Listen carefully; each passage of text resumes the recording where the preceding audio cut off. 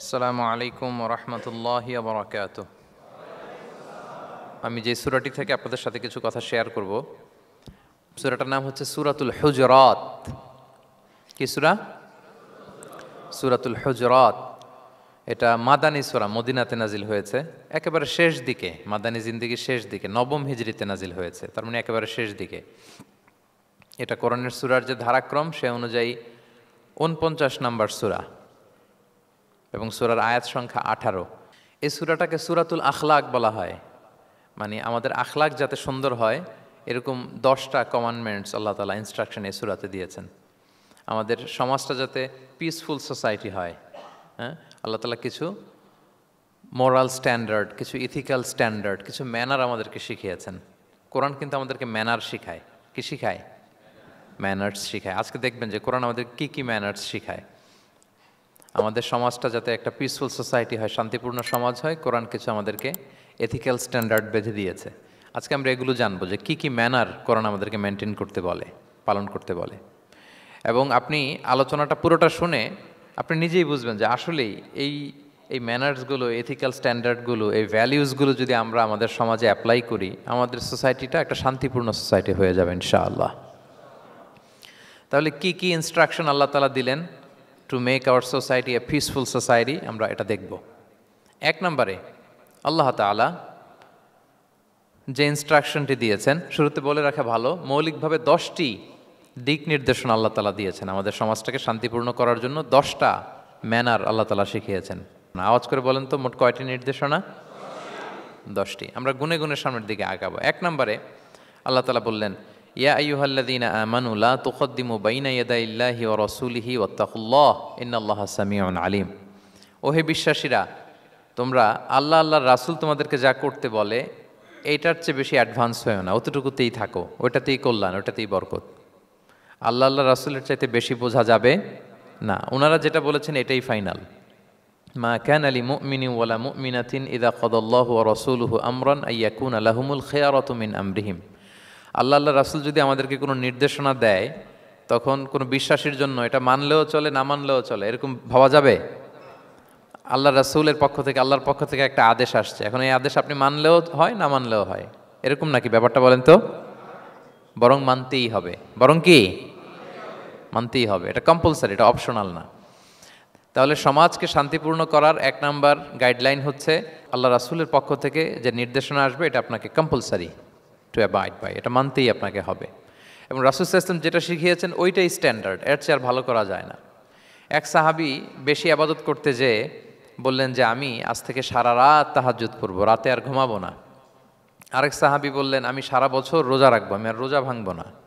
আরেক সাহাবী বলে আমি আমার স্ত্রীদের কাছে যাব না, আমি সন্ন্যাসী জীবনযাপন করব। তো রাসূল সাল্লাল্লাহু আলাইহি ওয়াসাল্লাম শুনে অপছন্দ করলেন, বললেন তোমরা নাকি এমন এমন বলেছো, আমি তো বিশ্বনবী রাহমাতাল লিল আলামিন, আল্লাহর হাবিব, আমি তো কোনো দিন রোজা রাখি, আবার কোনো দিন রাখি না, সোম বৃহস্পতিবারে রাখি, অন্যান্য দিন তো রাখি না। আবার রাতে আমি ঘুমাই, আবার তাহাজ্জুদও পড়ি, আবার আমি স্ত্রীদের সাথেও মেলামেশা করি। তো আমার এই ব্যালেন্স লাইফ লিড করেও তো আমি আল্লাহর শ্রেষ্ঠ হতে আমার কোনো সমস্যা হয় নাই, তোমাদের কি সমস্যা হলো? সুবহানাল্লাহ। দেখেন, ইসলাম খুব ব্যালেন্সড অ্যাপ্রোচে বিশ্বাস করে, ভারসাম্যপূর্ণ জীবন বিধান। তার মানে রাসূল সাল্লাল্লাহু আলাইহি ওয়াসাল্লাম যেটা শিখিয়েছেন ওইটাই স্ট্যান্ডার্ড। আপনি কি রাসূল সাল্লাল্লাহু আলাইহি ওয়াসাল্লামের চেয়ে বেশি মুত্তাকি হতে পারবেন? বুঝে থাকলে আওয়াজ করে বলুন, আল্লাহ রাসূলের চেয়ে বেশি বুজুর্গ হওয়া সম্ভব? মুত্তাকি হওয়া সম্ভব? আল্লাহওয়ালা হওয়া সম্ভব? তিনি যেটা শিখিয়েছেন ওইটাই স্ট্যান্ডার্ড। তাহলে প্রথম দিক নির্দেশনা হচ্ছে আল্লাহ আল্লাহ রাসূলের চেয়ে বেশি বোঝা চলবে। ওনারা যে নির্দেশনা দিয়েছেন সেটা মানলেই জীবনের সুখ, সেটা মানলেই কি 1 নম্বর গাইডলাইন। সমাজ যদি শান্তিপূর্ণ সমাজ আমরা পেতে চাই, পিসফুল সোসাইটি যদি পেতে চাই। 2 নম্বর গাইডলাইন হচ্ছে আল্লাহ তাআলা বলছেন, ইয়া আইয়ুহাল্লাযীনা আমানু লা তারফাউ আসওয়াতাকুম ফাওকা সাওতিন নবী ওয়া লা তাজহারু লাহু বিল কওলি কাজাহরি বা'দিকুম লিবা'দিন আন তাহবাতা আমালুকুম ওয়া আনতুম লা তাশউরুন। ওহে বিশ্বাসীরা, নবীর কণ্ঠের চাইতে তোমাদের কণ্ঠকে উঁচু করো না, খবরদার। যদি করো, নিজেরা নিজেদের সাথে যেভাবে কথা বলো, নবীর সাথে যদি এভাবে কথা বলো, তাহলে তোমাদের সব আমলগুলোকে বাতিল করে দিবে কে? এই আয়াত নাজিলের একটা প্রেক্ষাপট আছে। বনু তামিম গোত্রের লিডার কে হবে এটা নিয়ে ডিসকাশন হচ্ছিল। তো আবু বকর রাদিয়াল্লাহু তাআলা আনহু বললেন, আমি চাই উনি হোক লিডার। ওমরে ফারুক বলে, না না না, উনি না, আপনি বুঝতে পারেন নাই, আমি চাই ইনি হোক।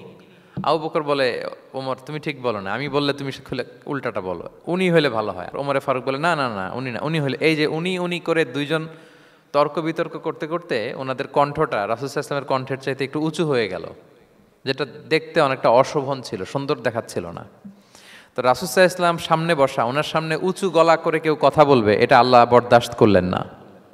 আরশের উপর থেকে আল্লাহ তাআলা আয়াত নাজিল করলেন, লা তারফাউ আসওয়াতাকুম ফাওকা সাওতিন নবী, খবরদার নবীর কণ্ঠের চাইতে যেন তোমাদের কণ্ঠ উঁচু হয়ে না যায়। যদি যায় তাহলে তোমাদের আমলগুলো বাতিল হয়ে যাবে, এবং নিজেরা নিজেদেরকে যেভাবে ডাকো সেভাবে ডেকো না, এরকম করলে আমল বাতিল হয়ে যাবে। তো আল্লাহ তাআলা এখানে আদব শিক্ষা দিলেন যে রাসূল সাল্লাল্লাহু আলাইহি ওয়াসাল্লামের সামনে কথা বলতে গেলে খুব ভদ্র ভাষায় কথা বলতে হবে, শালীন ভাষায় কথা বলতে হবে। মজার ব্যাপার হচ্ছে, আপনারা জানেন কিনা জানি না, যারা হজ উমরা করেছেন আপনারা দেখবেন যে রাসূল সাল্লাল্লাহু আলাইহি ওয়াসাল্লামের পবিত্র কবরের উপর এই আয়াতটা এখনও লেখা আছে যে লা তারফাউ আসওয়াতাকুম ফাওকা সাওতিন নবী, নবীর কণ্ঠের চাইতে যেন কণ্ঠ উঁচু হয়ে না যায়। এজন্য দেখবেন যে যারা রাসূল সাল্লাল্লাহু আলাইহি ওয়াসাল্লামের কবর জিয়ারত করতে যায়, ওনারা কবরের সামনে যে ধৈর্য ধারণ করতে পারে না, বুক ফেটে কান্না আসে যে আজীবন যে নবীর কথা শুনলাম, যে নবীর হাদিস শুনলাম, যে নবীকে আমি এত ভালোবাসি, যে নবী আমার জন্য সুপারিশ করবেন, যে নবী আমাকে হাউজে কাউসারের পানি দিবেন, সেই নবী এখানে শুয়ে আছে। এটা ভাবতেই মুমিন হৃদয়ে বাঁধ ভাঙা কান্নার জোয়ার আসে, হাউমাউ করে কাঁদতে ইচ্ছে করে, কিন্তু ওখানে আওয়াজ করা যায় না, কারণ ওখানে লেখা লা তারফাউ আসওয়াতাকুম ফাওকা সাওতিন নবী, নবীর দরবারে বড় গলায় আওয়াজ করে কোনো শব্দ উচ্চারণ করা যাবে না। খুব ভদ্র বিনম্র চিত্তে রাসূল সাল্লাল্লাহু আলাইহি ওয়াসাল্লামের রওজার সামনে দাঁড়িয়ে আমরা সালাম পাঠ করি। তো এই নিয়মটা শুধু যে রাসূল সাল্লাল্লাহু আলাইহি ওয়াসাল্লামের জন্যই খাস তা নয়, আমাদের আব্বা আম্মা, আমাদের শিক্ষক, মুরব্বী, আধ্যাত্মিক নেতা, ধর্মীয় গুরু, ইসলামী আন্দোলনের বড় লিডার, এরকম যে কারো সামনে বড় গলায় উঁচু গলায় আওয়াজ করে কথা বলা যাবে না, বরং সেখানে ভদ্রতা, এটিকেটস, নম্রতা, এটা বজায় রাখতে হবে। এটা বুঝতে পেরেছেন? হ্যাঁ। পাশাপাশি রাসূল সাল্লাল্লাহু আলাইহি ওয়াসাল্লাম একবার দুপুরবেলায় ওনার ঘরে শুয়েছিলেন। সূরার নাম হচ্ছে সূরাতুল হুজুরাত, মনে আছে তো আপনাদের? সূরার নাম কি? হ্যাঁ, হুজুরাত মানে হচ্ছে কম্পার্টমেন্ট বা অ্যাপার্টমেন্ট, যেখানে মানুষ থাকে আর কি। রাসূল সাল্লাল্লাহু আলাইহি ওয়াসাল্লাম এরকম 9টা হুজরাখানা ছিল। আপনার বাংলাদেশে ইমাম সাহেবের হুজরাখানা এই শব্দটার সাথে পরিচিত না সবাই? এই হুজরাখানা থেকে আল হুজরাত, রাসূল সাল্লাল্লাহু আলাইহি ওয়াসাল্লামের 9 জন স্ত্রী এই 9টা হুজরাতে থাকতেন, এবং এগুলো মসজিদে নববীর সাথে অ্যাটাচ করা ছিল। দুপুরে খেয়ে রাসূল সাল্লাল্লাহু আলাইহি ওয়াসাল্লাম কাইলুলা করছেন, বিশ্রাম নিচ্ছেন। হঠাৎ কিছু বেদুইন লোক, যাদের মধ্যে সভ্যতার ছোঁয়া লাগেনি, তারা এসে রাসূল সাল্লাল্লাহু আলাইহি ওয়াসাল্লামকে ডাকতে আরম্ভ করলো, ইয়া মুহাম্মদ উখরুজ ইলাইনা, ইয়া মুহাম্মদ উখরুজ, এই মুহাম্মদ বেরো বেরো, কথা আছে, এই মুহাম্মদ বেরো বেরো।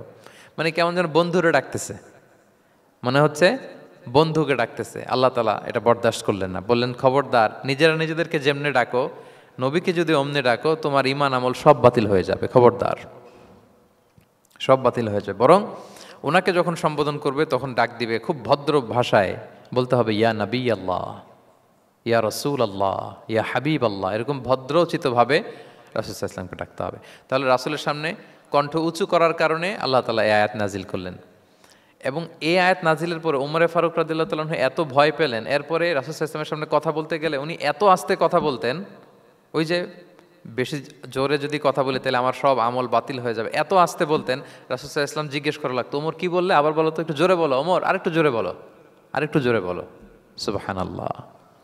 মানে এত মিন মিন করে, এত ক্ষীণ ক্ষীণ শব্দে ওমর ফারুক কথা বলতে লাগলেন যে রাসূল সাল্লাল্লাহু আলাইহি ওয়াসাল্লামের বুঝতে কষ্ট হচ্ছিল কথা। তখন তিনি বলতেন, ওমর আরেকটু জোরে বলো না, কি বললে বুঝলাম না, আরেকটু জোরে বলো। ওনারা এতটা ভয় পেয়েছিলেন এই আয়াত নাজিল হওয়ার পরে।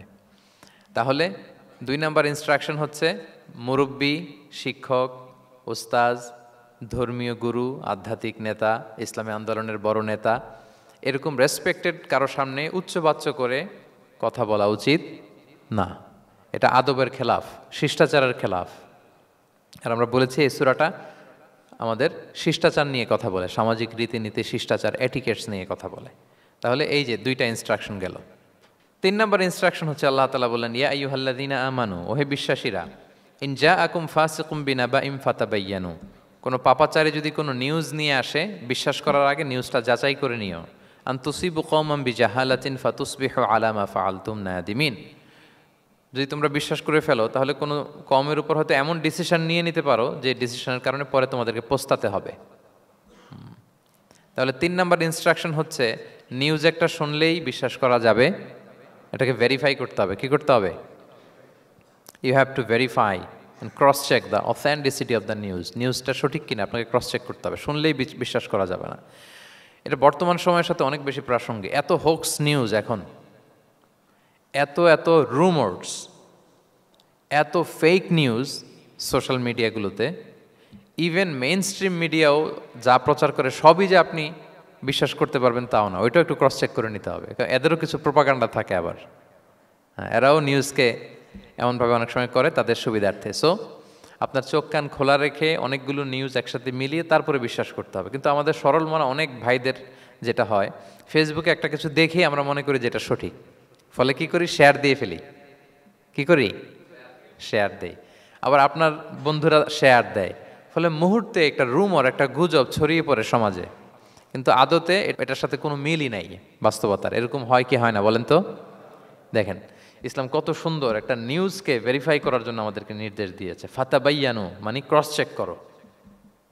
কোনো সংবাদ আসলেই চিলে কান নিয়ে গেছে শুনলে চিলের পেছনে দৌড় দিবেন নাকি? না, আগে প্রথমে কি করবেন? একটু দেখে নিতে হবে যে আসলে কি কান নিয়ে গেল না রয়ে গেল। এই আয়াত নাজিলের একটা প্রেক্ষাপট আছে, সেটা কি?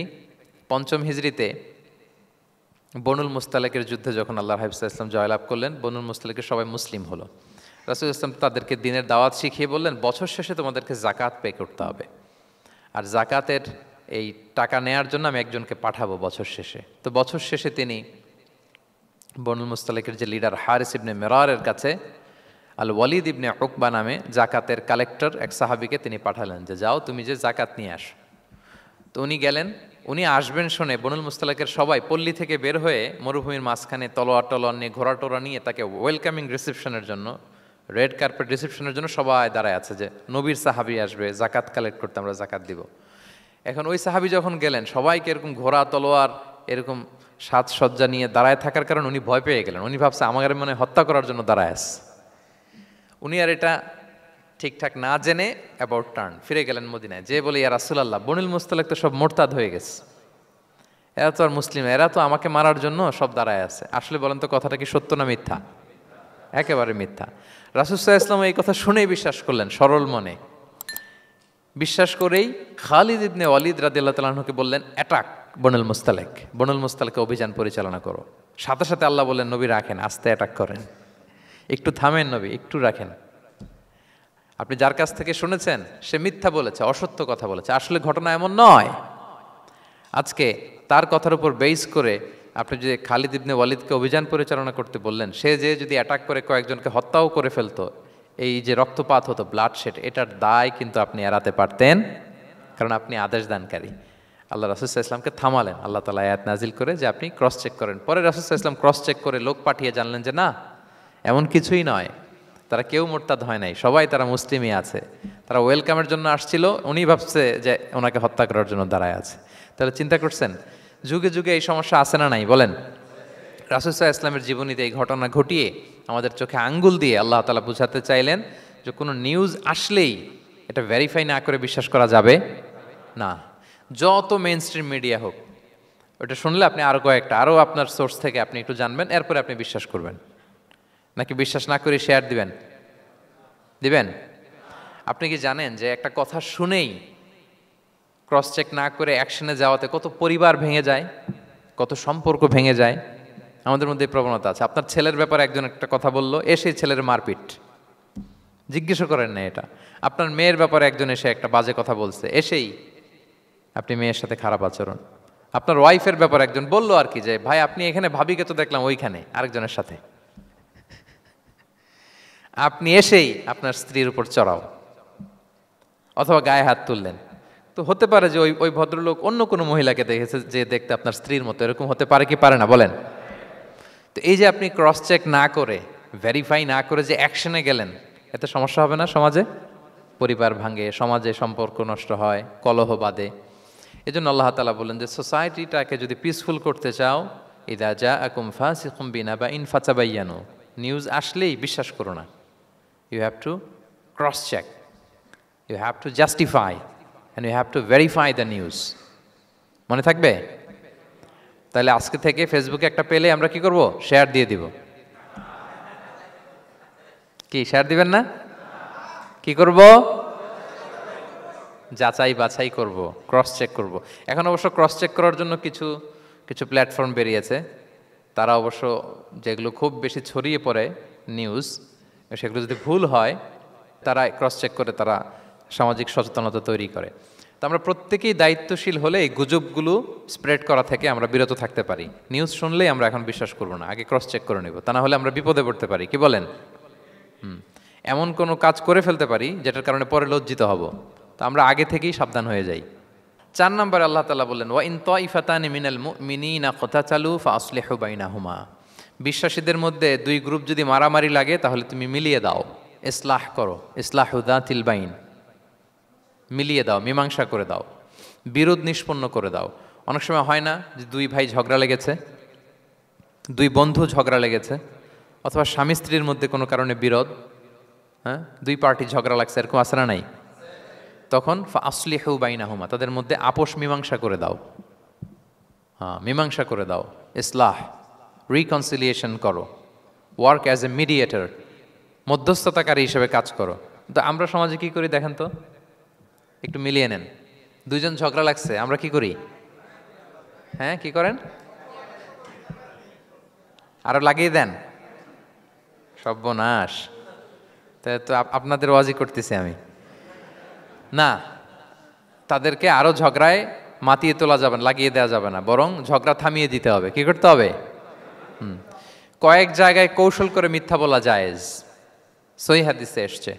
এর মধ্যে একটা আছে, 2 জন মানুষের মধ্যে সম্পর্ক নষ্ট, তাদের সম্পর্ক জোড়া লাগিয়ে দেওয়ার জন্য আপনি কৌশল করে মিথ্যা বলতে পারেন। যেমন ধরেন যে 2 জনের সাথে কথা হয় না, দা কুমড়া সম্পর্ক, আপনি একজনকে বললেন যে ভাই ওই দিন তো ওই লোক আপনার ব্যাপারে অনেক প্রশংসা করলো, সে তো শুনে অবাক হবে, কিরে আমার প্রশংসা কি বললো, এমন এমন বললো। তো এটা শুনে ওই লোকের ব্যাপারে তার মনটা একটু নরম হবে। আবার তাকে বললেন যে উনি তো আপনার ব্যাপারে এরকম একটা পজিটিভ কমেন্ট করলো, সেও অবাক হবে, তাই নাকি, তার সাথে আমি এত ভুল বোঝাবো যে আসলে লোকটা তো তাইলে ভালো। এই যে 2 জনকে আপনি এমন কিছু কথা কৌশল করে বললেন, ফলে তাদের মধ্যে একটা হৃদ্যতা তৈরি হবে। হঠাৎ দেখবেন যে একজন আরেকজনকে দেখে সালাম দিয়ে কথা বলে কোলাকুলি করে সেই আগের যেই শত্রুতা সব নিমেষে শেষ হয়ে গেছে। ঠিক কিনা বলেন? হ্যাঁ, এই যে মধ্যস্থতাকারী আপনি হলেন, এজন্য আল্লাহ তাআলা আপনাকে সওয়াব দিবেন। তাহলে বিবাদমান 2 গ্রুপ দেখলে আমরা আজ থেকে আরো ঝগড়া লাগিয়ে দিব না মিলিয়ে দিব? রাসূল সাল্লাল্লাহু আলাইহি ওয়াসাল্লাম বলেন, আলা উখবিরুকুম বিআফদালা দারাজাতিম মিন সাদাকাতি ওয়াস সিয়ামি ওয়াস সালাহ। নামাজ, রোজা, সাদাকা, এর চেয়েও একটা বড় মর্তবার ভালো কাজ আছে, সেটা কি আমি তোমাদের বলবো না? সাহাবারা বলল, বলেন।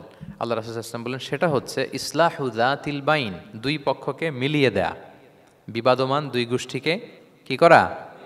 মিলিয়ে দেয়া। এটা নামাজ, রোজা, সাদাকা এর চেয়েও বেশি সওয়াবের কাজ।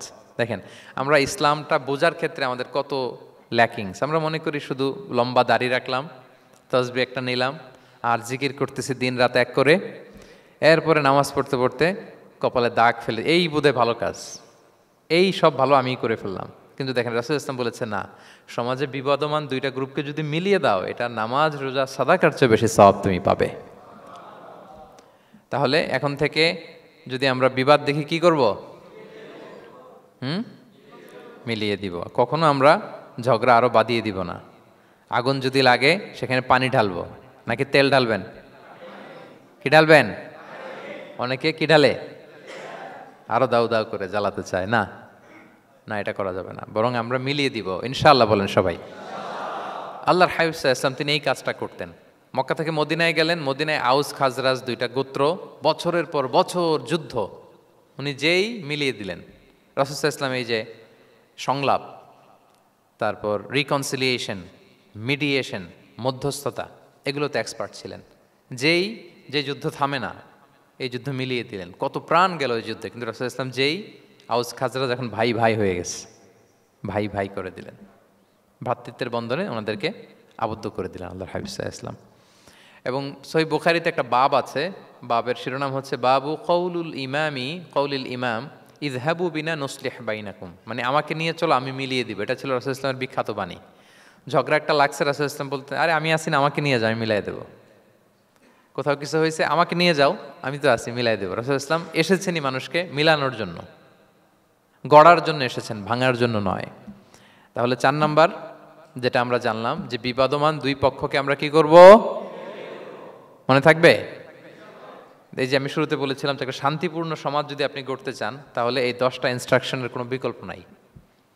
এখানে সোশ্যাল নর্মস, কিছু মোরালিটি, কিছু ভ্যালিউজ, বিশেষ করে ম্যানার্স আমাদেরকে শিখিয়েছেন আল্লাহ তাআলা। তাহলে 4টা জানলাম, কয়টা? 5 নম্বরে আল্লাহ বলেন, ইয়া আইয়ুহাল্লাযীনা আমানু লা ইয়াসখার কওমুন মিন কওম আসা আন ইয়াকুনু খায়রাম মিনহুম। ওহে বিশ্বাসীরা, তোমরা একে অপরকে তুচ্ছ তাচ্ছিল্য করো না, হাসি ঠাট্টা করো না, কাউকে সুখরিয়া মানে কাউকে তুচ্ছ করা, কাউকে নিয়ে ব্যঙ্গ করা, হাসি তামাশা করা, এটা করো না, এটা কবিরা গুনাহ।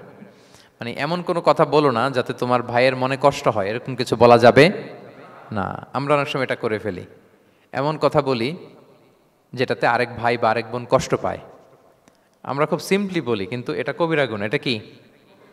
বিশেষ করে তার আকৃতি নিয়ে আপনি কিছু বলতে পারবেন না, এটা বড় কবিরা গুনাহ।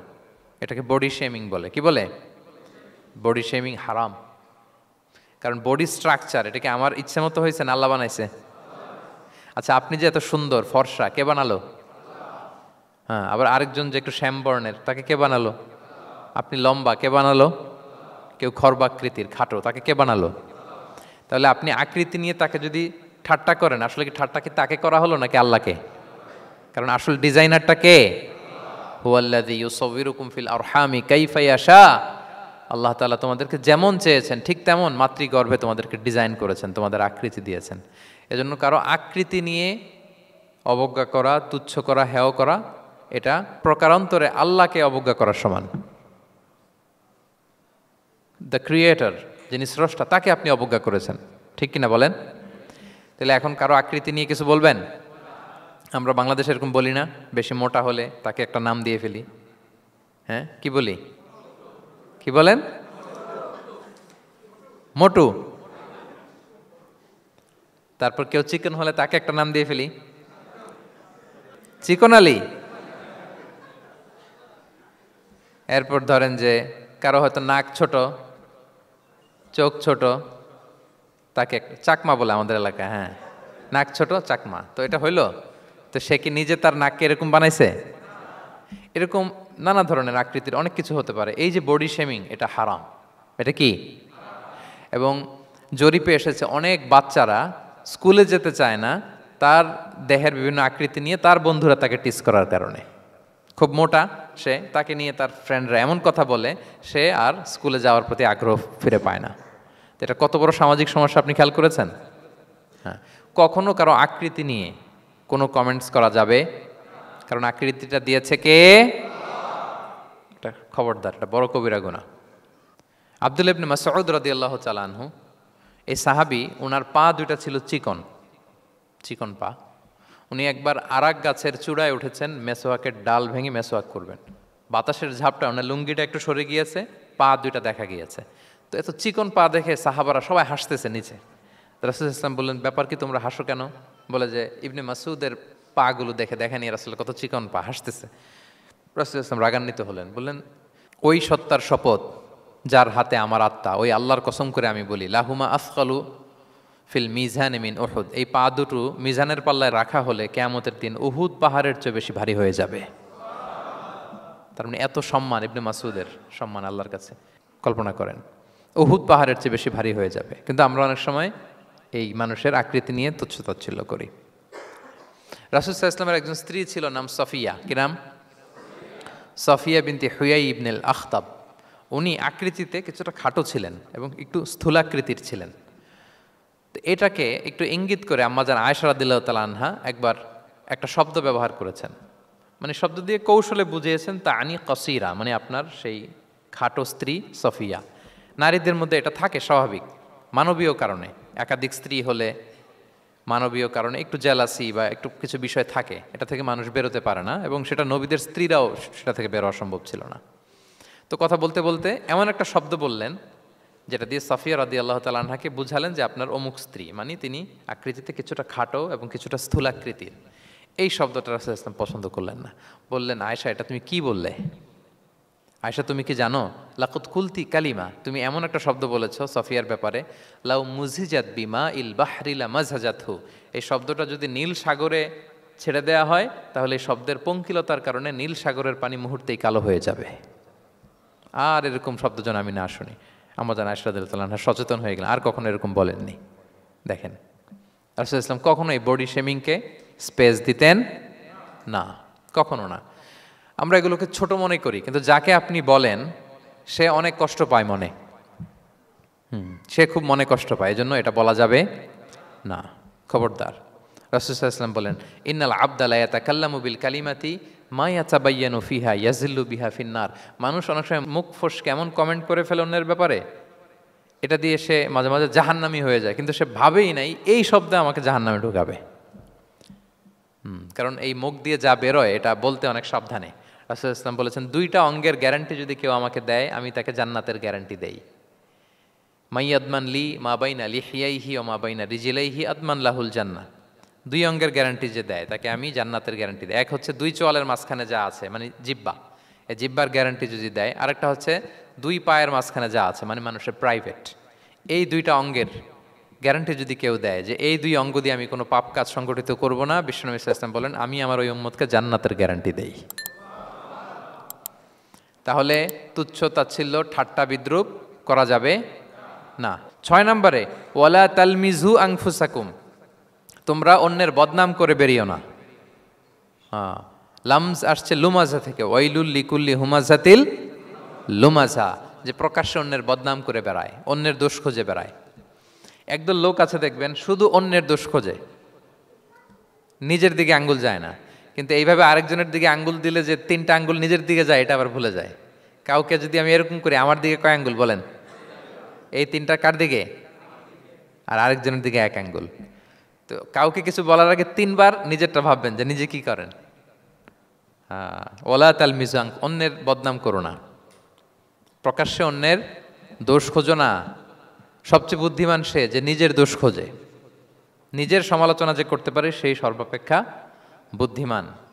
কিন্তু আমরা একদল আছি শুধু সমালোচনা, ওর এই সমস্যা, ওর এইটা, ওর ওর মানে তার দায়িত্ব হচ্ছে সবার সমস্যা বের করা। এরকম দায়িত্বপ্রাপ্ত কিছু লোক আছে না নাই? সবাই না, এগুলো থেকে আমাদের বেরিয়ে আসতে হবে। অন্যের দোষ খোঁজা বাদ দিতে হবে, দোষ খুঁজলে নিজের দোষ খুঁজতে হবে। আমরা আত্মসমালোচনা করবো। খেয়াল রাখবেন সবচেয়ে ভালো হচ্ছে আত্মসমালোচনা, সবচেয়ে ভালো কি?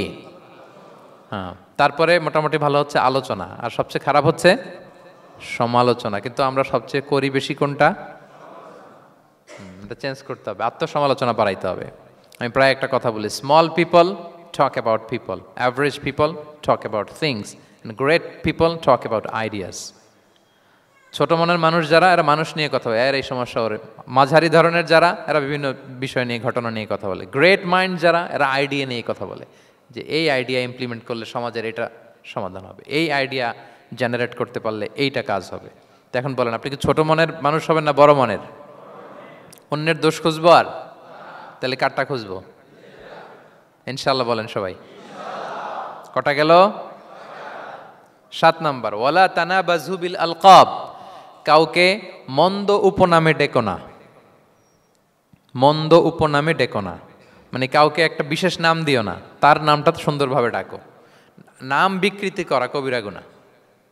নাম আপনি বলুন, হুজুর এটা একটা কথা হইলো, নাম বিকৃতি করছি তো কি হয়েছে? এটা আপনার কাছে সমস্যা নাই। ধরেন যে ওই লোকের নাম আব্দুল্লাহ, আপনার কাছে আব্দুল্লাহ এটা সিম্পল, ধুর আব্দুল্লাহ একটা কিছু হইলো। কিন্তু যার নাম আব্দুল্লাহ তার কাছে এটা অনেক দামি। তার কাছে কি?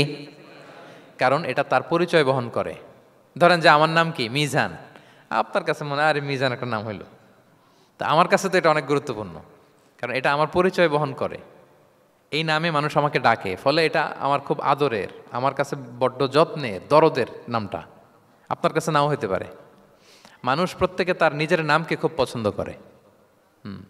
দেখবেন যে মানুষ কাগজ পেলে নিজের নামটা লেখে, সিগনেচার দেয় একটা, দেখবেন দেয়। এরপর দেখবেন যে সি বিচে ঘুরতে গেলে বালুর মধ্যে নিজের নামটা লিখে, দেখবেন লিখে। শুধু তাই না, লিখে আবার একটা লাভ আঁকে, লাভ চারদিকে আঁকে। কেন আঁকে? কারণ এই নামটা সে পছন্দ করে অনেক, এটা তার কাছে গুরুত্বপূর্ণ, আপনার কাছে নাও হতে পারে। এজন্য প্রত্যেকের নামটা তার কাছে খুব আদরের, যত্নের। তার নামটা আপনি সুন্দরভাবে বলবেন। নাম আপনি বিকৃত করতে পারবেন না। এটা কি গুনাহ? সগীরা কবিরা গুনাহ। এটা আমরা সমাজে করি, নাম বিকৃত করি। না, নাম বিকৃত করা যাবে না। ওয়ালা তানাবাযু বিল আলক, মন্দ নামে ডেকো না। আমাদের সমাজে এটা আছে। দেখবেন যে বাবা মা সুন্দর নাম রেখেছে আবু বকর, ওকে ডাকে বকইরা। আছে না এরকম? তারপর নাম রেখেছে ধরেন আব্দুল কুদ্দুস, ওকে ডাকে। নাম রেখেছে আব্দুল ওয়াক্কাস, ওকে ডাকে। এই বিকৃতি আপনি করতে পারবেন? কারণ কিয়ামতের দিন আপনার নাম ধরে, আপনার বাবার নাম ধরে ডাকা হবে। তুদআউনা ইয়াউমাল কিয়ামাতি বিআসমাইকুম ওয়া আসমাই আবাইকুম। কিয়ামতের দিন তোমার নাম, তোমার বাবার নাম, যখন আপনাকে ডাকবে ফেরেশতারা, আপনার নাম এবং আপনার বাবার নাম ধরে ডাকা হবে। এজন্য রাসূল সাল্লাল্লাহু আলাইহি ওয়াসাল্লাম বলেন, ফাআহসিনু আসমাক, তোমাদের নামগুলো সুন্দর রেখো, নাহলে সেই দিন ডাকবে বল্টুর ছেলে কল্টু দাঁড়াও, তখন এই কোটি কোটি মানুষের সামনে আপনি এই নাম নিয়ে দাঁড়াবেন আর লজ্জায় পড়বেন। আর যদি বলে আব্দুর রহমানের ছেলে আব্দুল্লাহ, আসো, কত সুন্দর। নামগুলো ভালো আলেম দিয়ে ক্রস চেক করে, কনসালটেশন করে এরপরে রাখবেন। আর কাউকে মন্দ নামে কখনো ডাকা যাবে না। তার বংশের কোনো খারাপ কিছু দিয়ে তাকে ডাকা যাবে না। ধরেন একজনের বাবা ছিল চোর, কিন্তু তার সন্তান সে সৎ মানুষ হইতে পারে না। এখন বাবার কথা কি আপনি চোরের পোলা বলে ডাকতে পারবেন? না, আপনি ডাকবেন না, বলতে পারবেন না, কারণ সে তো ভালো। তাহলে নাম বিকৃত করা, মন্দ উপনামে ডাকা, এটা কবিরা গুনাহ। এটা আমরা কখনো করব? মনে থাকবে প্রিয় ভাইরা? আচ্ছা, ৮ নম্বরে আল্লাহ তাআলা বলছেন, ইয়া আইয়ুহাল্লাযীনা আমানু জিতানিবু কাসীরাম মিনায-যন, ওই বিশ্বাসীরা তোমরা ধারণা থেকে বেঁচে থাকো। ইন্না বা'দা-যন্নি ইসমুন, কিছু কিছু ধারণা আছে এটা পাপ। ধারণা, অ্যাজাম্পশন করে কথা বলা নিষেধ। ধারণার উপর বেস করে কথা বলা যাবে। অনেকে ধারণার উপর কথা বলে। বেশিরভাগ ধারণাই মিথ্যা হয়। ধারণার বেশিরভাগ কি হয়? সো আপনি ধারণা, বেসড অন ধারণা আপনি কোনো কথা বলতে পারবেন, মানে যেটাকে আমরা বাংলায় বলি আন্দাজে কথা বলা। বাংলা আমরা কি বলি? আন্দাজে আপনি কিছু বলতে পারবেন না, আপনাকে নিশ্চিত হইতে হবে। আমরা খালি চোখে যা দেখি, বাস্তবে ওই ঘটনা নাও হতে পারে এরকম। হোয়াট এভার উই সি, এটা রিয়েল সিনারি নাও হতে পারে, কিন্তু ভেতরে হয়তো এমন কিছু একটা আছে যেটা আমরা জানি না। এজন্য ধারণা করে কথা বলা নিষেধ ইসলামে। ওয়া ইন্না যান্না লা ইউগনি মিনাল হাক্কি শাইআ, আল্লাহ বলেন ধারণা কখনো সত্যের বিকল্প হতে পারে না। আপনাকে সত্যটা জেনে বলতে হবে, আপনি ধারণার উপর কিছু বলতে। আমরা এরকম সমাজে অনেক করি, অনেক আপনি পাবেন। দেখবেন যে ধরেন যে আপনাকে আপনার এক বন্ধু দেখলো, রিক্সা দিয়ে যাচ্ছেন, আপনার পাশে এক নারী বসা, তো সে অনেক কিছু খারাপ ধারণা করতে পারে। এরকম হয় না সমাজে? তো এমন হতে পারে যে আপনি আপনার ছোট বোনকে নিয়ে বেরিয়েছেন, হতে পারে না? কিন্তু আপনি তো একটা ধারণা করে ফেললেন অন্য কিছু। বা আপনার ভাগ্নিকে নিয়ে বের হয়েছেন, আপনার আপন খালাকে নিয়ে বেরিয়েছেন কোনো কাজে, ডাক্তারের কাছে, বা কিছু একটা হতে পারে। কিন্তু তাকে দেখেই আমি এদিক সেদিক বলতে আরম্ভ করলাম যে ওকে তো দেখছি এরকম এরকম এরকম। আছে না নাই? আমাদের সমাজে আমি দেখেছি যে কারো যদি ঠোঁট কালো হয় তো মানুষ ধারণা করে নেয় লোকটা মনে হয় সিগারেট খায়। কিন্তু সিগারেট সেবন করা ছাড়াও কারো ঠোঁট কালো হতে পারে কি পারে না বলেন? এই যে এগুলো সমাজে প্রচলিত। বিয়ে করার পর ইমিডিয়েট যদি কেউ একটা গাড়ি কিনে বা হুন্ডা কিনে, এটা কি বলে বলেন তো? এই বোধহয় শ্বশুর বাড়ি থেকে যৌতুক নিয়ে আসছে। দেখছেন, এরকম ভুরি ভুরি আপনি সমাজে পাবেন যে আন্দাজে ধারণার উপরে আমরা অনেক কথা বলে ফেলি, কিন্তু নিশ্চিত না হয়ে আপনি কোনো কমেন্টসে যেতে পারবেন না, এটা একেবারে নিষেধ। ৯ নম্বরে আল্লাহ বললেন ওয়ালা তাজাসসু, গোয়েন্দাগিরি করো না, স্পাইগিরি করো না, অন্যের ব্যক্তিগত বিষয় নিয়ে খোটাখুটি করো না। এরকম স্বভাব আমাদের অনেকের আছে না নাই?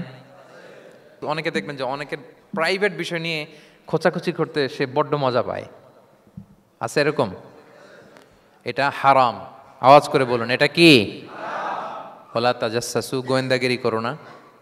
Everyone has personal space and no one should interfere someone's personal space.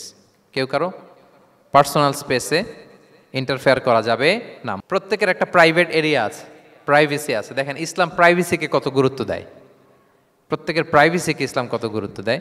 কারো প্রাইভেসির মধ্যে ইন্টারফেয়ার করা এটা ইসলাম পছন্দ করে না। এজন্য খবরদার, কারো ব্যক্তিগত কোনো ইস্যু নিয়ে আমরা নাক গলাতে পারবো না। কারো মোবাইল ধরে মোবাইলের গ্যালারি চেক করা, কারো ইনবক্স চেক করা, কাউকে না বলে কারো চিঠি পড়ে ফেলা, উকি মারা, আড়ি পাতা, এগুলো হারাম। এগুলো কি? তো এরকম স্বভাব আমাদের আছে না নাই? আড়ি পেতে শুনতে চাই, উকি মারি, তারপর সে কী করে দেখি তার প্রাইভেট মুহূর্তে, তারপর তার মোবাইল চেক করি, তার গ্যালারি চেক করি, তার ইনবক্স চেক করি।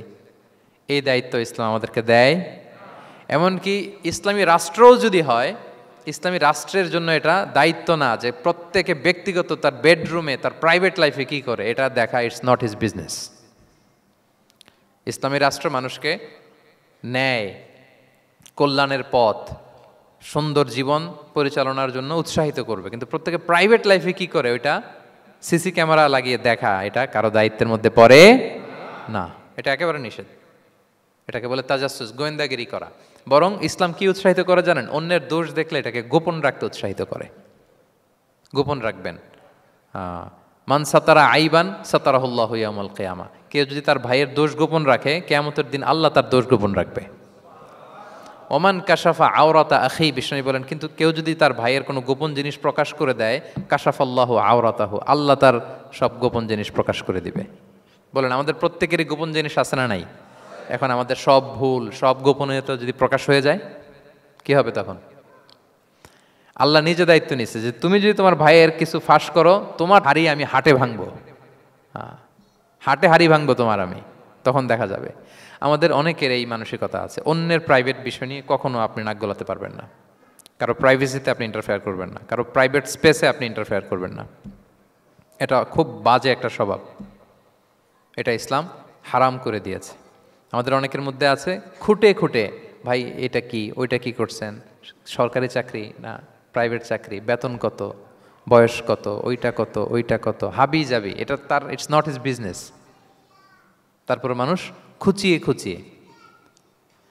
নিঃসন্তান দম্পতি আমি দেখেছি, তাদেরকে পেলে অনেকে, ভাই কি সমস্যা, কয় বছর হইল, বাচ্চা নিচ্ছেন না কেন, কবে হবে, কার সমস্যা, আপনার সমস্যা না ভাবির সমস্যা, বেটা তোর কি সমস্যা ওটা বল।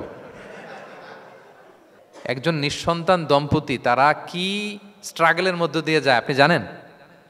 এটা তার জন্য পরীক্ষা। ওই পরীক্ষার মধ্যে আপনি খুঁচিয়ে খুঁচিয়ে, মানে সে kind of his a gynaecologist, সে আপনার ইয়ে করতেছে, ট্রিটমেন্ট দিচ্ছে, ভাই কি হয়েছে, এইটা ওইটা, তাদেরকে বিব্রত করে একটা পরিস্থিতিতে ফেলা, এম্বারাসিং একটা সিচুয়েশনে ফেলা, এটা হারাম। এই ম্যানারগুলো ইসলাম আমাদেরকে ধরে ধরে শেখায় যে এটা তোমার বিজনেস না, তুমি খুঁচিয়ে খুঁচিয়ে মানুষের ব্যক্তিগত বিষয় যেটাতে সে বিব্রত বোধ করে, এগুলো তুমি জিজ্ঞেস করতে পারো না। আল্লাহ বলেছেন খবরদার, ওলা তাজাসসু, ওলা তাজাসসু, গোয়েন্দাগিরি করো না, কারো ব্যক্তিগত বিষয় না। অনেকের এটাতে খুব ইন্টারেস্ট, কার স্ক্যান্ডাল বেরোইছে, প্রায় দেখবেন যে এরকম দেখা যায়, অমুক নেতার স্ক্যান্ডাল ফাঁস, অমুক নায়কের স্ক্যান্ডাল ফাঁস। তোমার স্ক্যান্ডাল কবে ফাঁস হবে এটা বলো? নিজের চরকায় তেল দিতে হবে, আরেকজনের কি হলো, তার কি ভুল আছে, দোষ ত্রুটি আছে, ওগুলো খুঁজে দেখার জন্য আল্লাহ আমাকে দুনিয়ায় পাঠাই। তাহলে আমরা যেন কারো প্রাইভেসি হ্যাম্পার না করি প্রিয় ভাইরা, এটা ইসলাম আমাদেরকে উৎসাহিত করে, নির্দেশনা দেয় যে আমরা কারো প্রাইভেট কোনো ইস্যু নিয়ে নাক গলাবো না, ব্যক্তিগত বিষয়ে নাক গলাবো না, কারো দোষ দেখলে এটা আমি গোপন রাখবো। কি করব? আনলেস ইউ আর এ জাজ, আপনি বিচারক, আপনার কাছে আসছে, তখন আপনি বিচার করবেন, কিন্তু এমনি এমনি আপনি জাজমেন্টাল হতে পারবেন না। You can not jump to the conclusion, একটা কিছু আন্দাজে বলে ফেলতে পারবেন না, এই দায়িত্ব আপনাকে দেয়া হয়নি। ইসলামে ব্যভিচারের মতো কোনো বিষয় দেখলেও আপনি বলতে পারবেন না। ব্যভিচার, অ্যাডাল্ট্রি, ফর্নিকেশন, জিনা, এগুলো দেখলে আপনি বলতে পারবেন না। বললে 4 জন নিয়ে বলতে হবে একসাথে। আপনি 3 জন যে যদি কাজের কাছে বলেন যে এই ছেলে আর মেয়েকে আমি অপকর্ম করতে দেখছি, কাজী 3 জনকে নিয়ে আগে 80 টাকা করে বেত মারবে পিঠে, তো করে দেখতে বলছে কে? তোমাদেরকে এই কাজ অবজার্ভ করতে বলেছে কে? কারণ 3 জন মিলে এই উইটনেস হবে না। 4 জন উইটনেস যদি থাকে তাইলে তাও আমরা দেখছি বললে হবে না, তারপরও মায়ের। আরও রলি আমি বলি, 4 জন এসে যদি বলে যে আমি একজন নারী একজন পুরুষকে ন্যাকেড অবস্থায় এই ঘরে প্রবেশ করতে দেখছি, তারপর কাজে নিয়ে এই 4 জনের আশীর্বাদ দিবে, কারণ এতেও প্রমাণিত হয় নাই। তারা হয়তো একটা জায়গায় অবস্থান করেছে কিন্তু বড় ধরনের কোনো পাপের সাথে লিপ্ত হয় নাই হয়তো। তার মানে একেবারে চাক্ষুষ, তাও নারী দিয়ে এই উইটনেস হবে না, 4 জন পুরুষ এই পাপ কাজের চাক্ষুষ সাক্ষী ছিল। এটা যদি বলে সব কিছু যদি মিলে যায় তারপরে তাদেরকে শাস্তি দেয়া যাবে, এর আগে সম্ভব না। এটা কোনো মানুষ কোনো পাপ কাজ এভাবে লোকচক্ষুর সামনে কখনো করে না। তার মানে দেখেন এটা কেন এরকম শক্ত করা হলো, যাতে আপনি না বলেন, কারণ বলতে গেলে আপনি আরো মাইর খাবেন, অপবাদের শাস্তি পাবেন। হ্যাঁ, ইফকের শাস্তি। ইসলাম কিভাবে মানুষের প্রাইভেসিকে হেফাজত করে।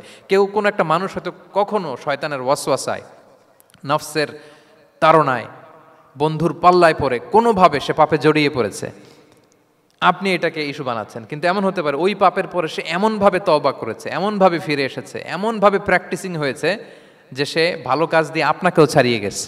আপনি আটকায় যাবেন কিন্তু কিয়ামতের দিন ও আটকাবে না। এরকম হতে পারে কি পারে না? তো ওর পিছনে লাগছেন কেন আপনি?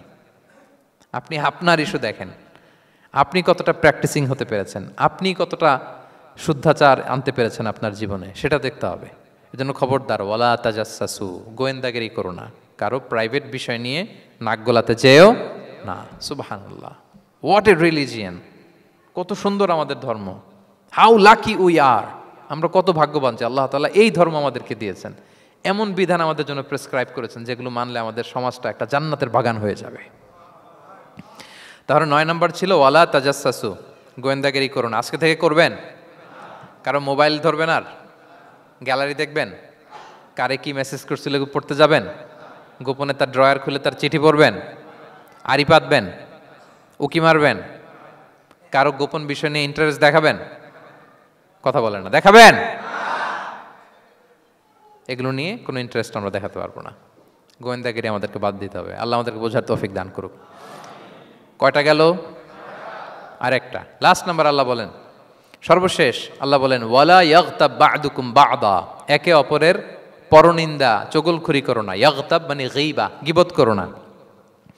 আইয়ুহিব্বু আহাদুকুম আইয়াকুলা লাহমা আখিহি মাইতান ফাকারিহতুম, তোমরা কি চাও যে তোমরা তোমাদের মৃত ভাইয়ের গোশত ভক্ষণ করবে? মানে যে ব্যক্তি গীবত করে সে যেন তার মৃত মরা ভাইয়ের পচা গোশত খায়।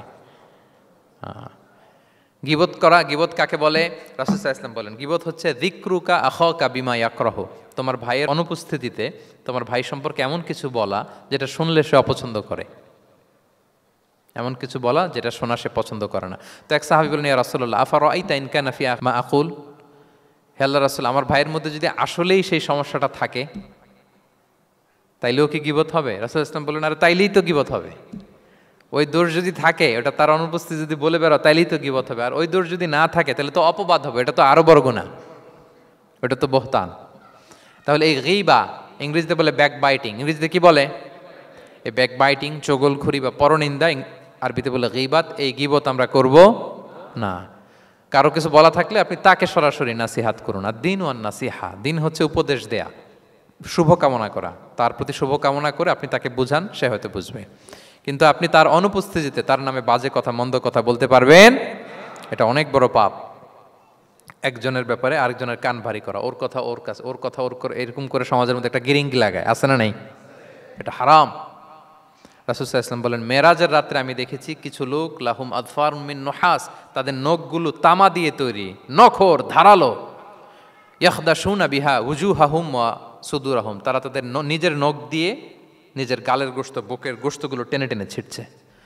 রাসূল সাল্লাল্লাহু আলাইহি ওয়াসাল্লাম জিবরাইল আলাইহিস সালামকে বললেন, মানহুম ইয়া জিবরিল, জিবরিল কারা এরা, এত বড় শাস্তি? জিবরাইল আলাইহিস সালাম বললেন, হুম আহলুল গীবা মিন উম্মাতিক, এরা হচ্ছে আপনার উম্মতের মধ্য থেকে তারা যারা গীবত করে। তারা কি করে? তাহলে এই গীবতের সাথে আমাদের কোনো সম্পর্ক, এটা থেকে আমাদেরকে বেঁচে থাকতে হবে, এটা করা যাবে না। আমরা অনেকে হালাল ওয়েতে গীবত করি। এইভাবে কিভাবে করে আমি বলি আপনাদের, এইভাবে শুরু করে, এইভাবে কি বলবো ভাই, বললে তো গীবত হয়ে যায়, তারপরও না বললেই না, একটু বলি। শুরুতে কি বলে? বললে তো, দেখছেন কিভাবে হালাল করে, বললে তো গীবত হয়ে যায়, এইভাবে স্টার্ট করে। বললে যদি গীবত হয়ে যায় এটা বলা যাবে? আওয়াজ করে বলেন, যেটা বললে গীবত হয়ে যাবে এটা বলা যাবে না। এই অভ্যাসগুলো থেকে আমরা আস্তে আস্তে ফিরে আসবো, ওগুলো আমরা আর বলবো। তাহলে মোট 10টা, কয়টা? এই 10টা যদি আমরা মেনে চলি, সমাজে আর কোনো অশান্তি থাকবে? বিশৃঙ্খলা থাকবে? হানাহানি, মারামারি? সমাজটা একটা শান্তির সমাজ হবে, পিসফুল সমাজ হবে। এই জন্য এই সূরাটাকে বলা হয় সামাজিক রীতিনীতির সূরা। সোশ্যাল এটিকেটস, সামাজিক রীতিনীতি আল্লাহ শিখিয়েছেন, আমাদেরকে ম্যানার শিখিয়েছেন। আজকে বাড়িতে যে সূরাতুল হুজরাতটা পড়বেন, যাদের কাছে আমার এক নজরে কোরআন আছে আগে ওটা থেকে দেখবেন, এরপর কোনো তাফসির থেকে বঙ্গানুবাদ থেকে বঙ্গানুবাদ দেখবেন, তাফসির পড়বেন, দেখবেন যে ক্লিয়ার হয়ে যাবে। এরপর নিজেই আপনার ফ্যামিলিকে নিয়ে আপনি তালিম দিবেন এই সূরাটার উপর। পারা যাবে তো? দেখবেন যে সমাজটা শান্তিপূর্ণ হয়ে যাবে। আল্লাহ তাআলা আমাদের সমাজকে শান্তিপূর্ণ করুক, আমাদের পরিবারগুলোকে জান্নাতি পরিবার করুক।